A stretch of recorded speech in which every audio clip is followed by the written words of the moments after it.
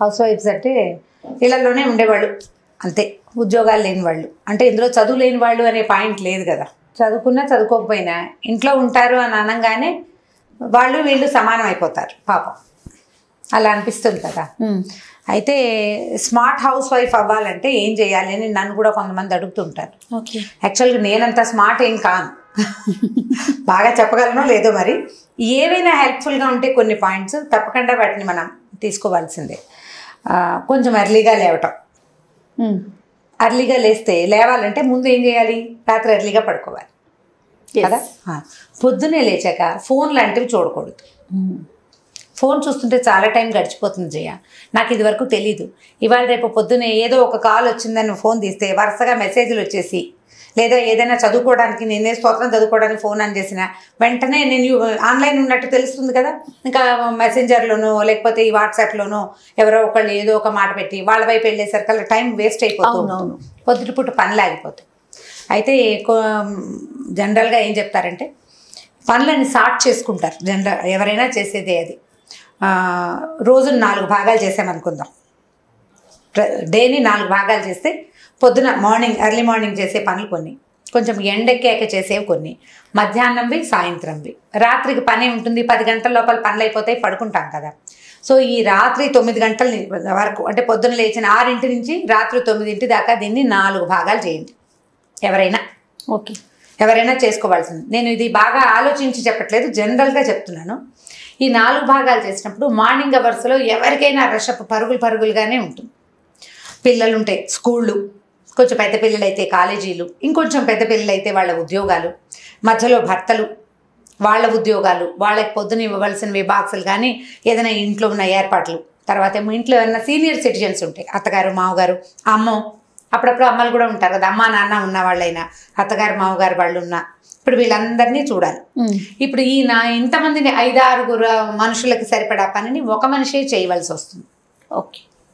అంతే కదా, అలాగే జరుగుతుంది. అంటే బ్రేక్ఫాస్ట్ ఇంట్లో ఉన్న 5-6కి బ్రేక్ఫాస్ట్ హౌస్ వైఫే చేస్తారు. ఇప్పుడు దీనికి కావాల్సిన పనులని ముందు రోజు చేసి పెట్టుకునే ప్లాన్ చేసుకోవాలి.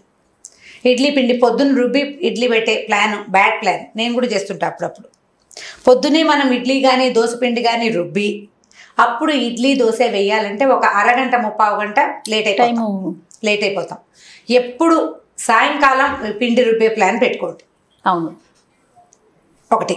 తర్వాత వాషింగ్ మెషిన్ వేసే ప్లాన్. వాషింగ్ మెషిన్ వేయాలంటే ఏం చేయాలి, మన బట్టలు మామూలుగా చిన్న కుటుంబం అయితే ఒక లోడ్ పడుతుంది రోజు. వారంలో 7 రోజుల్లో ఒక 2 రోజులు 2 లోడ్స్ ఎక్స్ట్రా పడతాయి, మిగిలిన అన్ని రోజులు 1 లోడే ఉంటుంది. టవల్స్ దుప్పట్లు వస్తాయి కాబట్టి 2 లోడ్లు ఎక్స్ట్రా పడతాయి అనుకుందాం. ఎవ్రీడే మార్నింగ్ లేవగానే ముందు వాషింగ్ మెషిన్ ఆన్ చేసే ఆలోచన ఒకటి చేయండి, అది బాగా టైం సేవ్ చేస్తుంది. మధ్యలో టిఫిన్లు బాక్సులు పెట్టే లోపల, లేదా బాక్సులు పెట్టేశాక పిల్లలకి బాయ్ చెప్పంగానే మెషిన్ రెడీగా ఉంటే బట్టలు తీసి ఆరేసుకోవచ్చు. మెషిన్ ఉన్న వాళ్ళ సంగతి అది. ఇప్పుడు ఫుల్లీ ఆటోమేటిక్ మెషిన్ అయితే ఈ ప్లాన్ కుదురుతుంది. సెమీ ఆటోమేటిక్ బట్టలు జాడిచ్చి మళ్ళీ పిండి ఆరేయాలి. ఈ మధ్య పరుగుల్లోనే ఆ పనులు చేయాల్సి వస్తుంది. ఇలా కొన్ని పనులని మనం అంటే సులువుగా అయిపోయే వాటిని ఈ రకంగా స్టార్ట్ చేసుకోవచ్చు. ఇదొక ప్లాన్. ఇక్కడి నుంచి ఈ 9 గంటల లోపల పిల్లలు డిస్పర్స్ అయిపోతారు, మగవాళ్ళు కూడా బయటకు వెళ్ళిపోతారు. పెద్దవాళ్ళకి ఏదో బ్రేక్ఫాస్ట్ ఇచ్చేసి బీపీ మాత్రలు అవి పొద్దునే వేసుకుంటారు. ఈ మాత్రలు హడావిడి అయిపోయాక ఒక 15 మినిట్స్ మీతో మీరు స్పెండ్ చేయడం ప్రాక్టీస్ చేయండి. ఒక 10 నిమిషాలు కాస్త కాఫీయో టీయో గ్రీన్ టీయో ఇవేవి కాకపోతే వేడివేడి నీళ్ళలో నిమ్మకాయ పిండుకుని 10 నిమిషాలు ఎక్కడైనా స్థిమితంగా కూర్చోండి. ఇది బెస్టెస్ట్ ప్లాన్ అన్నమాట నా ఉద్దేశంలో. చాలా అద్భుతంగా ఉంటుంది. ఈ 10 నిమిషాల్లో లేదా పావు గంటలో ఫోన్ తీయద్దు. ఫోన్ తీయద్దు, మీతో మీరు అని చెప్తున్నాను. అందుకే ఈ 10 నిమిషాలు పావు గంటలో ఇవాళ మనం చేయవలసినవి ఏమున్నాయి, మనం ఎక్కడికి వెళ్ళాలి, ఏం చేయాలి, ఎవరితోటన్నా మాట్లాడాలా, ఏ స్కూల్కో వెళ్ళాలా, ఏ బజారో వెళ్ళాలా, వాటిని గురించి మెల్లిగా ఆలోచించుకోండి. తర్వాత చేయవలసిన పనులకి ఈ పావు గంట మీకు బూస్టప్ టైంగా పనిచేస్తుంది.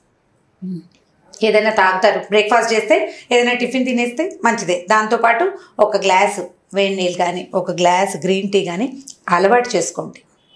హెల్తీగా ఉంటారు, ఎక్కువ రోజులు పనిచేసే క్షమతని కలిగి ఉంటాం. ఈ హాట్ వాటర్ తాగేసరికల్లా అప్పటిదాకా మనం గబగబా పనిచేస్తారు కదా, స్పీడ్గా పనిచేస్తారు, బ్లడ్ పరుగులు పెడుతూ ఉంటుంది. మనం ఇచ్చిన నీళ్ళల్లో ఉన్న నిమ్మకాయ కానీ గ్రీన్ టీలో ఉన్న యాంటీ ఆక్సిడెంట్స్ కానీ మనని కూల్ చేస్తాయి. మళ్ళీ తర్వాత పనికి పరిగెత్తడానికి బ్లడ్ సమాయత్తంగా ఉంటుంది. ఈ ప్లాన్ చేయండి. అక్కడి నుంచి తర్వాత పనులు ప్లాన్ చేయాలంటే మనం బజార్ వెళ్ళాలంటే జనరల్గా హైదరాబాద్ లాంటి చోట అయితే 11-12 తర్వాతే బజార్లు తెరుస్తారు. ఈ 12 లోపలే మార్నింగ్ కొంత వంట అయిపోతుంది. ఎక్స్ట్రా వంట ప్లాన్ చేసుకోవటం. తర్వాత మనం ఏదైనా చెయ్యాలంటే లిస్ట్ అవుట్ చేసుకునే ప్లాన్ ఒకటి చేసుకోండి. ఓకే, అన్నిటికీ లిస్టులు ఉండాల్సిందే. ఈజీగా ఏంటంటే ఒక చిన్న మ్యాగ్నెటిక్ షాపింగ్ లిస్టులు దొరుకుతున్నాయి. ఫ్రిడ్జ్ మీద కానీ కిచెన్ క్యాబినెట్ పక్కన కానీ దాన్ని ట్యాగ్ చేసి పెట్టుకోండి. మనం కొనాల్సిన వస్తువుల్ని గుర్తొచ్చినప్పుడల్లా ఇప్పుడు ధనియాలు అయిపోయినాయి, తర్వాత ఎప్పుడో కాదు, ఆ బోర్డు మీద అప్పుడే ధనియాలు రాసి పెట్టుకుంటే బజార్ వెళ్ళేటప్పుడు ఈజీగా ఉంటుంది. ఒక పెద్ద బోర్డు, ఒక చిన్న లిస్ట్ పేపర్లు ఇవి ఉంచుకోండి. మొదట్లో మనం ఇవి కొనుక్కొచ్చి ఫ్రిడ్జ్ మీద కానీ ఎక్కడైనా పెడితే ఇంట్లో అందరు నవ్వుతారు, ఎక్కిరిస్తారు, అబ్బా భలే ఉంది కొత్త ప్లాన్ అని. బట్ మనం ఇంప్లిమెంట్ చేయటం మొదలు పెట్టాక అంటే మీరు అది చేయాల్సిందే. 2 వస్తువులు కొనుక్కురమ్మా అని తెచ్చుకుని పోయి ఉంచుకోవటం కాదు, వీటిని వాడటం మొదలు పెట్టండి. మనం తెచ్చిన వస్తువుని యూటిలైజ్ చేస్తే బ్రెయిన్ యాక్టివ్ అవుతుంది. ఎలా చూడండి, మనం కొత్త చీర కొనుక్కొచ్చుకుంటాం, షాప్లో చాలా ఉత్సాహంగా తెస్తాం, కొనుక్కొస్తారు, చాలామంది కొంటారు కదా, షాపింగ్ చేయటం గొప్ప సరదాగా ఉంటుంది. తెచ్చాక అందరికీ చూపించడంలో రెండో ఉత్సాహం. 3వ రోజున కొంతమంది అలా వదిలేస్తారు, వాటికి ఫాల్స్ కుట్టించరు, పోనీ కుట్టుకోరు, ఫాల్స్ కుట్టుకోరు లేదా కుట్టించరు, బ్లౌజ్ కుట్టించరు, అలా ఉంచుకుంటారు, ఉత్సాహం పోతుంది. అదే మీరు తెచ్చినట్టు చకచకా ఫాల్ కూడా కొనుక్కొచ్చేసి ఫాల్ కుట్టేసి కట్టుకుంటే జీవితం యాక్టివ్గా అనిపిస్తుంది. చిన్న పనే కదా అనుకుంటాం, చిన్న విషయమే కదా అనుకుంటాం, కానీ చాలా మీరు ఆలోచించి చూడండి. ఏదైనా సరే, ఇప్పుడు మిక్సీ కొనుక్కొచ్చాము, ఆ డబ్బా అలా పెట్టి చూడకుండా తేగానే 10 నిమిషాల్లో చకచకా అన్ప్యాక్ చేసేసి దాన్ని ఏ వస్తువుకి ఆ వస్తువు తీసి పెట్టి చెక్కమని ఏ కందిపచ్చడో కొబ్బరి పచ్చడో ప్లాన్ చేసేసి ఎంతసేపు చేస్తాం. కందిపప్పు పచ్చడి ఊరికే పప్పు వేయించడము రుబ్బేసుకోవటమే కదా. ఇమ్మీడియట్గా చేయండి, ఉత్సాహభరితంగా అవుతుంది. మిమ్మల్ని మీరు బూస్టప్ చేయాలంటే హౌస్ వైఫ్స్ బూస్టప్ అవ్వాలంటే వస్తువుల్ని వాడటం, తెచ్చిన వెంటనే యథాశక్తి దాచిపెట్టద్దు. దాచితే వచ్చేది ఏంటి, దాపరికమే. నేను జాగ్రత్తగా ఉంటాను అనే ఒక ఫీలింగే, కానీ ఉత్సాహం రాదు వాటి వల్ల. ఉత్సాహం వాడితే వస్తుంది. అబ్బా నిన్ను తెచ్చావు చీరి వాళ్ళు కట్టేసుకున్నావే అని ఎవరైనా అనగానే లోపల ఎలా అవుతాయో తెలుసా, ఎండార్ఫిన్స్ బోల్డ్ అని రిలీజ్ అయిపోతాయి. మనకి కూడా ఆనందంగా ఉంటుంది. మిగిలిన జనాలంతా మనని ఉత్సాహపరుస్తారు. ఇలా ప్లాన్ చేయండి. బయటికి వెళ్ళాలంటే బయటకు చేసుకోవటం. అక్కడి నుంచి మధ్యాహ్నం ఇంట్లో ఉంటారు కదా, ఎక్కువసేపు నిద్రపోవద్దు, మంచాల మీద పడుకోవద్దు, బెడ్రూమ్లోకి హాల్లోనే పడుకోవాలి. కాసేపు ఓ సోఫాలో కొద్దిగా తల మెడవాల్చారంటే మీకు మెండకు వస్తుంది. ఓ చిన్న దిండు తల పక్కన ఇలా పెట్టుకుంటే కొద్దిపాటి రెస్ట్ వస్తుంది. 15-20 మినిట్స్ నిద్రపోండి.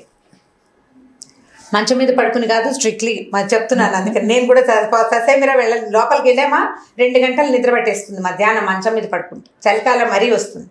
చిన్న నిద్ర తీయండి, పవర్ నాప్. సాయంకాలం పనులకి మిమ్మల్ని అది ఉత్సాహవంతంగా ఉంచుతుంది. అయితే ఈ 20 నిమిషాలు అలవాటైపోతే నిద్ర అలవాటైపోయింది అని ఫీల్ అవ్వద్దు. ఫ్రెండ్ ఇంటికి వెళ్ళినా ఏం పర్వాలేదు, 2 ఆవలింతలు తీసి మొహం తీసుకెళ్ళి చేతి మీద పెట్టుకుని అనుకోండి, వాళ్ళు కూడా మాట్లాడడం మానేస్తారు. 10 నిమిషాల నిద్ర కూడా సరిపోతుంది. అట్లా చిన్న నిద్రకి శరీరాన్ని మనసుని అలవాటు చేయండి. దానివల్ల ఏ నష్టము లేదు. అది ఇంకా హెల్ప్ఫుల్గా ఉంటుంది, మీకు చాలా సహాయం చేస్తుంది. సాయంకాలం పని ప్రభావవంతంగా చేసేలాగా మిమ్మల్ని ప్రభావితం చేస్తుంది ఆ నిద్ర. ఈవినింగ్ చేయవలసిన పనులు ఏదైనా స్నాక్స్ చేయదలుచుకుంటే 4-6 లోపల చేసేసుకోండి. చాలామంది పిల్లలు 4ంటికి ఇంటికి వస్తారు. వాళ్ళు రావడానికి కొద్దిగా ముందు స్టార్ట్ చేసామంటే వంట ఏదైనా ఒక చిన్నది వేయిస్తున్నాము, పిల్లలు వస్తే ఫ్రెష్గా వేగిన 1-2 తింటారు. బయట నుంచి వచ్చాక పిల్లలకి కాళ్ళు కడుక్కోవటం అలవాటు చేయండి. దానికి ముందు మీరు అలవాటు చేసుకోండి. చిన్నగా కింద వరకు వెళ్తారు, పెద్ద దూరం వెళ్ళలేదు, మెట్లు దిగి కిందకి వెళ్ళి ఏదో లేకపోతే ఇంట్లో నుంచి బయటకు వెళ్ళి వాకిట్లో ఉన్న కొత్తిమీర కొనుక్కొచ్చినా సరే లోపలికి రాగానే మీరు కాళ్ళు కడుక్కోవటం కనుక అలవాటు చేసుకుంటే ఆటోమేటిక్గా పిల్లలకి అది క్రమంగా అలవాటు అయిపోతుంది. రైతు బజార్ వెళ్ళొస్తే కాళ్ళు కడుక్కోవటం, ఏదైనా మార్కెట్కి వెళ్ళేస్తే ముందు కాళ్ళు కడుక్కున్నాకే స్టవ్ దగ్గరికి వెళ్ళాలి, కాళ్ళు కడుక్కోకుండా వెళ్ళద్దు. ఈ హెల్దీ హ్యాబిట్స్ ముందు తరాలకి తీసుకెళ్లాలంటే మనకి కొన్ని మంచి అలవాట్లు ఉండాలి. మళ్ళీ అది ఓసిడీ కింద పరిణమించే ప్రమాదం ఉంది. అంత ఓసిడీతో దానికి వెళ్ళకండి, మరీ ఎక్కువైపోవద్దు. బట్ ఈ చిన్న జాగ్రత్తలు తీసుకోండి. బయట నుంచి రాగానే కాళ్ళు కడుక్కోవటం, బట్టలు మార్చుకోవటం ఇమీడియట్గా. ఈ ప్లాన్ కనుక చేస్తే పిల్లలు కూడా అవి హ్యాబిట్ అవుతుంది. సాయంకాలం ఎర్లీగా ప్లాన్ చేయటం, సాయంకాలపు వంట తొందరగా చేసేసుకోవటం. సీరియల్ చూశాక చేద్దాం అనుకోవద్దు. సీరియల్ కంటే ముందే వంట మేము మొదలుపెట్టి వంట ఫినిష్ చేసేసుకుని పిల్లలు ఎప్పుడు అడిగితే అప్పుడు అన్నం పెట్టేలాగా ప్లాన్ చేసుకోండి. ఎప్పుడు అడిగితే అప్పుడు అన్నం పెట్టాలి, ఎప్పుడు అడిగితే అప్పుడు చెక్మని 4 రొట్టెలు వస్తే ఇచ్చేసేయగలగాలి. ఇప్పుడు వీటన్నిటికీ ఏవేవి హెల్ప్ చేస్తాయి?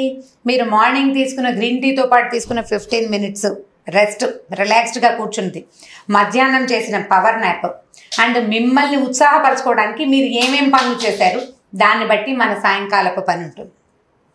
ప్లాన్డ్గా చేస్తే హౌస్ వైఫ్గా ఉండటం ఏం కష్టం కాదు. ఇదివరకు అట్లాగా మనకి దంచటము అలాంటి పనులు లేవు. ఇప్పుడు దంచాలి, రుబ్బాలి అవి తగ్గిపోయినాయి కదా.